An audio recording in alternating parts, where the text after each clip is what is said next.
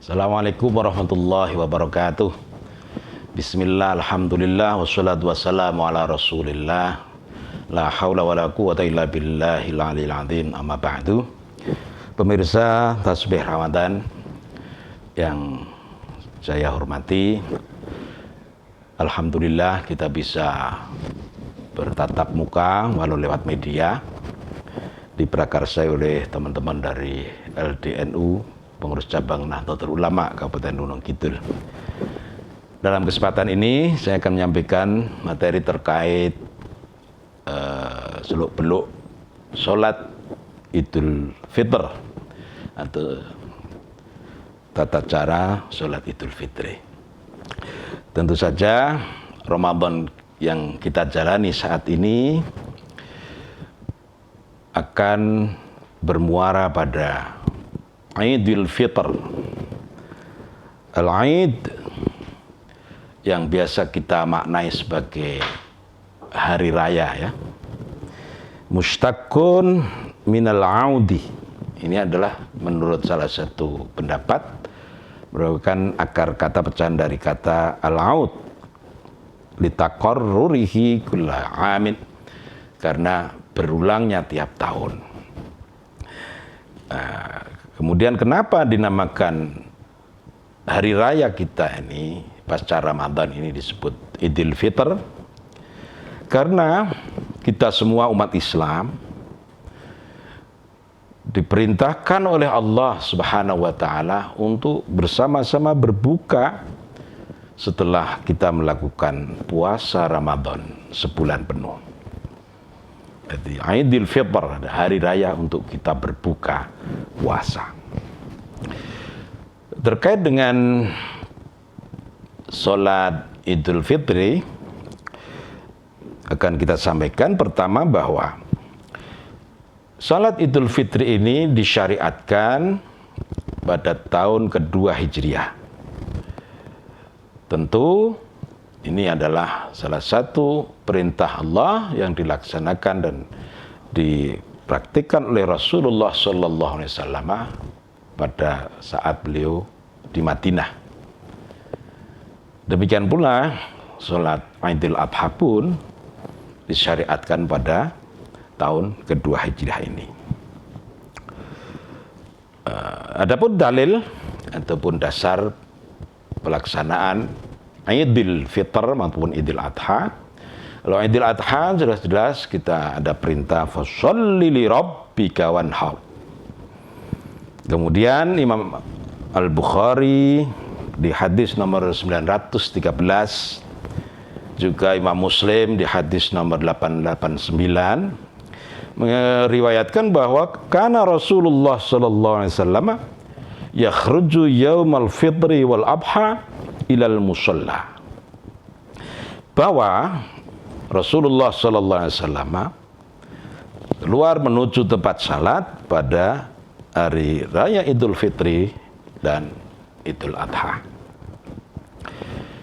Pemirsa Tasbih Ramadan yang dirahmati Allah, selanjutnya hukum dari pelaksanaan salat Idul Fitri adalah sunnah muakkadah. Kenapa dihukumi sunnah muakkadah? Karena Rasulullah Shallallahu Alaihi Wasallam tidak pernah meninggalkan sekalipun ibadah ataupun salat Idul Fitri ini sejak disyariatkannya sampai beliau wafat. Dan praktik ini dilanjutkan dan diteruskan oleh para sahabat-sahabat beliau, para ulama-ulama kita, dan akhirnya sampai pada masa kita saat ini. Dalam pelaksanaannya, sholat Idul Fitri, Idul Adha ini tidak disunahkan dikumandangkan adzan dan iqamah, tetapi syariat menuntun kita untuk mengundangkan kata-kata atau kalimat as-sholatu jami'ah. As-sholatu jami'ah sebagaimana yang lazim kita dengarkan. Imam Bukhari, Imam Muslim meriwayatkan, lam yakun yu'adzanu yaumal fitri wala yaumal adha. Tidak ada adzan, tentu juga tidak ada iqamah di situ bagi sholat Idul Fitri dan Idul Adha. Terkait waktu pelaksanaan, maka sholat Idul Fitri, Idul Adha itu dimulai dari saat terbitnya matahari dan waktunya itu berlangsung sampai zawal atau masuk waktu zuhur.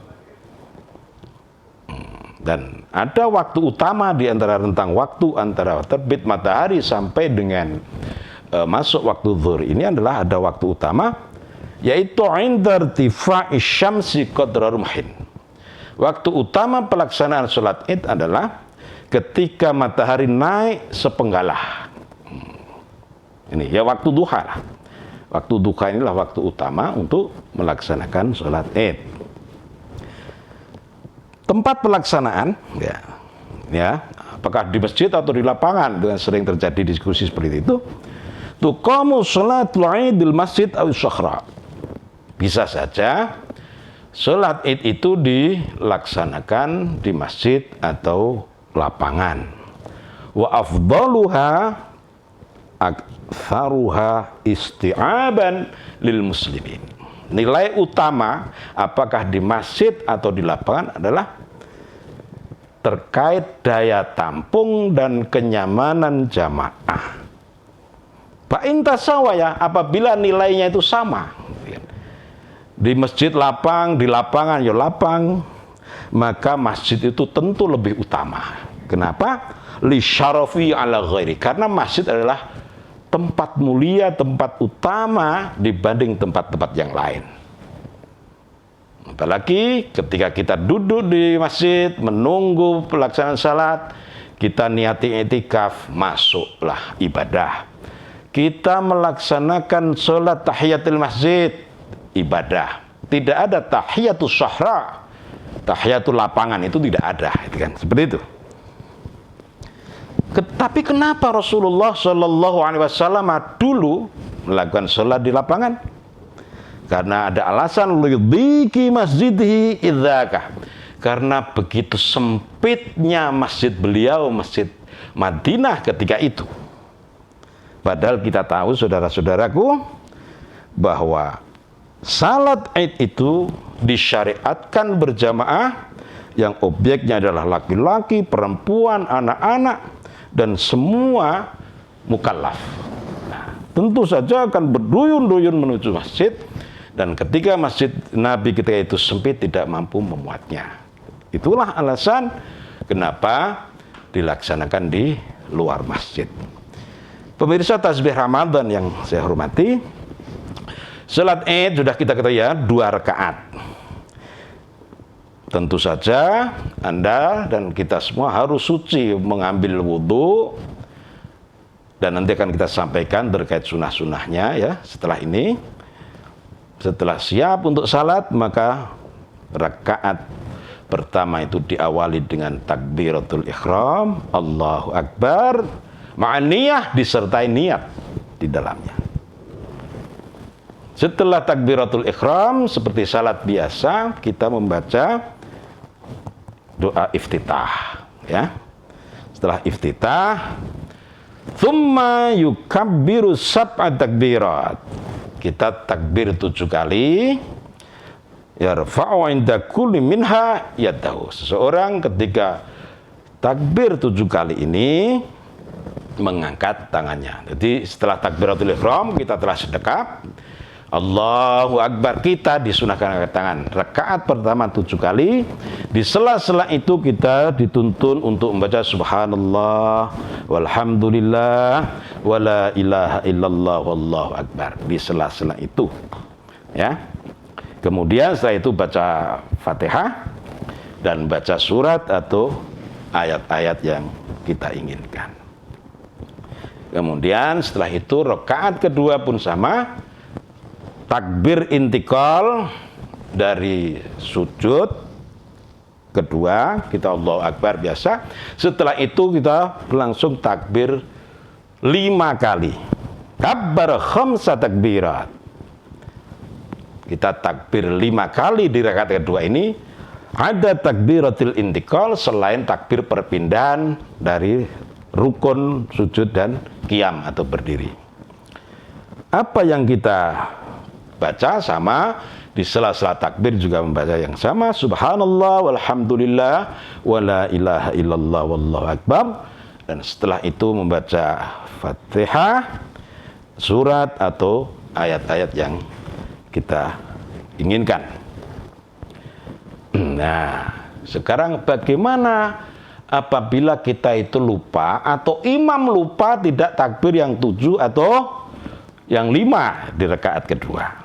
Takbiratuz zaidah, takbir tambahan yang 7 dan 5 itu adalah hukumnya sunnah. Falau nasya, apabila seseorang lupa, wa syara'a fil qiraah, dia Allahu Akbar, intiqal langsung Fatihah bismillahirrahmanirrahim, fatat, maka tidak ada perulangan terkait takbir yang 5 atau 7 tadi. Wa sahhat sholatu, dan salatnya tetap sah. Ya, seperti itu. Kemudian setelah salat, para jamaah tidak boleh bubar, tapi dengarkan 2 khutbah yang syarat rukunnya sama dengan khutbah Jumat, ya.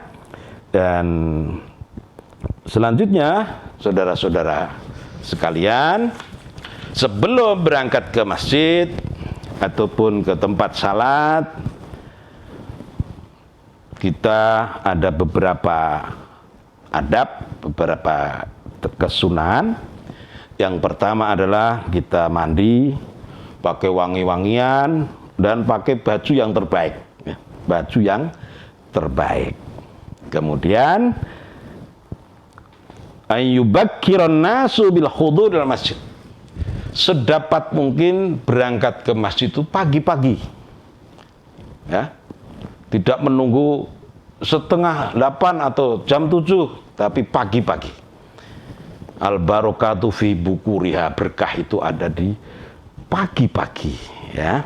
Kemudian untuk pelaksanaan Idul Fitri, sebelum berangkat ke tempat salat, kita disunahkan untuk makan, minum, gitu kan, sarapan lah, qabla khuruji ila salat. Tapi berbeda dengan Idul Adha, maka kita disunahkan untuk tidak makan, minum hingga selesainya pelaksanaan salat Idul Adha. Kesunahan berikutnya adalah kita berangkat dan pulang ke masjid atau tempat salat melalui jalan yang berbeda. Ini berdasarkan praktik yang dilakukan oleh Rasulullah Sallallahu Alaihi Wasallam, diriwayatkan oleh Imam Bukhari dalam hadis nomor 943, bahwa idza kana yauma idin khalafat tariqa, bahwa Nabi itu ketika hari raya Idul Adha maupun Idul Fitr mengambil jalan yang berbeda antara pulang dan pergi dan pulangnya. Pemirsa tasbih Ramadan yang dimuliakan oleh Allah, selanjutnya terkait dengan praktik salat hari raya ini, bagi imam, yukrahu lil imami ayyatanaffala qabla sholatil id. Imam itu dimakruhkan untuk melakukan salat sunat sebelum sholat id. Wala yukrahu li ghairihi dzalik ba'da tulu'i syamsi. Tapi bagi jamaah tidak dimakruhkan, artinya boleh, dengan catatan sudah tulu'u syamsi, setelah terbit matahari. Artinya larangan salat ba'da subuh sudah lepas, ya. Jadi jamaah bisa salat tahiyatul masjid kalau itu di masjid, bisa tembak duha dan seterusnya. Ini berdasarkan riwayat dari Imam Bukhari 945. anna nabiyya sallallahu alaihi wasallam kharaja yaumal fitri fa shalla rak'ataini lam yusalli qablahuma wala ba'dahuma. Bahwa Nabi keluar untuk melaksanakan sholat Id, kemudian beliau sholat 2 rakaat Idul Fitri itu, lam yusalli qablahuma, beliau tidak salat sebelum 2 rakaat Idul Fitri itu, wala ba'dahuma, dan tidak salat setelah 2 rakaat Idul Fitri. Ini ketika beliau di masjid, tentu saja ada riwayat yang menerangkan bagaimana Nabi Muhammad sallallahu alaihi wasallam memberi hak rumah beliau untuk salat-salat nafilah atau salat sunat.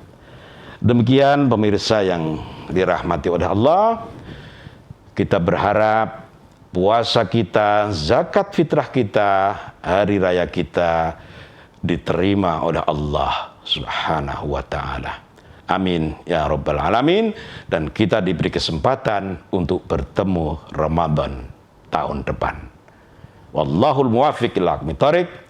Assalamualaikum warahmatullahi wabarakatuh.